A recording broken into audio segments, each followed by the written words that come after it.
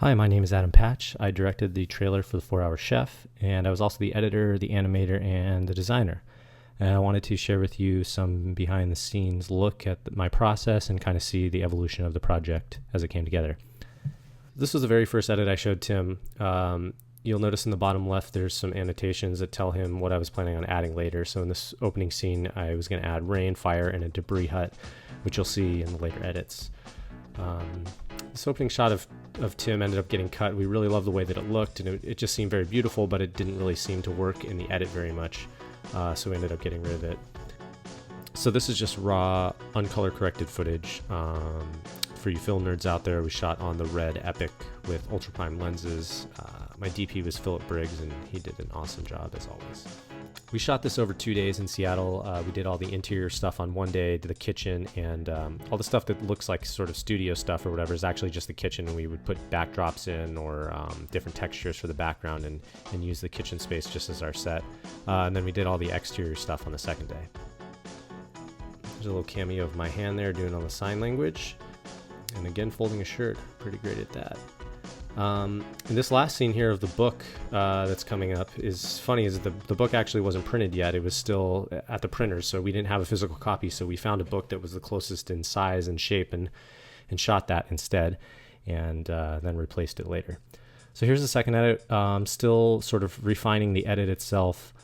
There's still uncolor corrected and temporary titles. We swapped out that first shot of Tim with this really cool shot of the liquid nitrogen, which was so fun to play around with in the kitchen. Just did some really cool stuff, and I wish we could have actually incorporated more of it into the piece.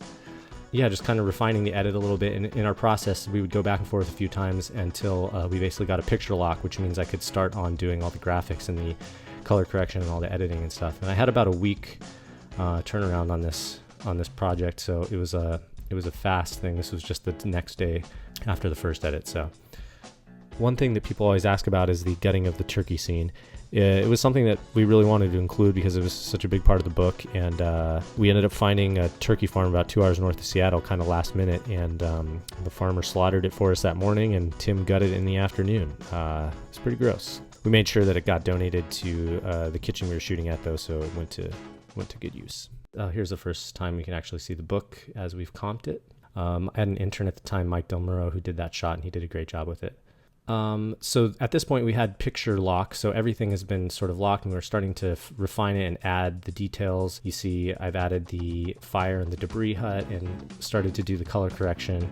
So I edited in Final Cut Pro and exported and did all the final color and graphics and everything else in Adobe After Effects. There's a lot of small fine-tuning and detail that went into the final stages here.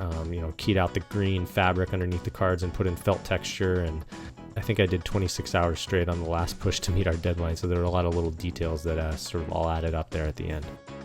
So this section here in the middle where we rapid fire through a whole bunch of different items, those items changed, you saw through the last several cuts, so we only shot a couple of those on set, so the rest were all created or with stock images in post, and tried to match the feel of it.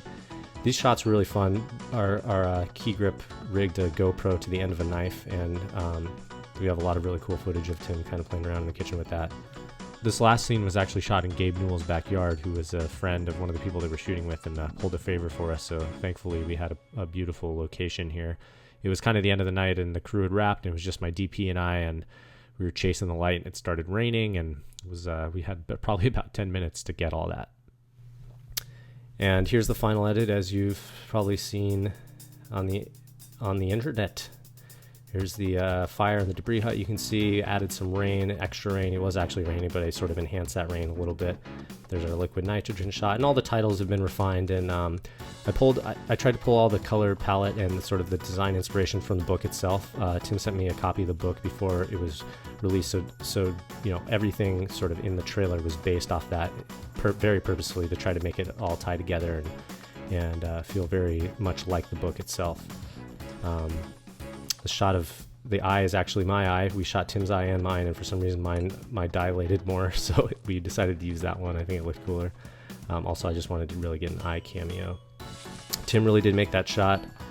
is a three-pointer. In the very first edit, there's a close-up of the ball going into the hoop, and he specifically wanted to get rid of that so that people would know that he actually sunk that three-pointer and it wasn't some sort of editing magic. And there's Tim living the good life and taking his final bite of that salmon. Bought that earlier that day at Pike's Place Market. It's so good. I can still taste it. That's it. I hope you guys enjoyed it. Thanks for watching.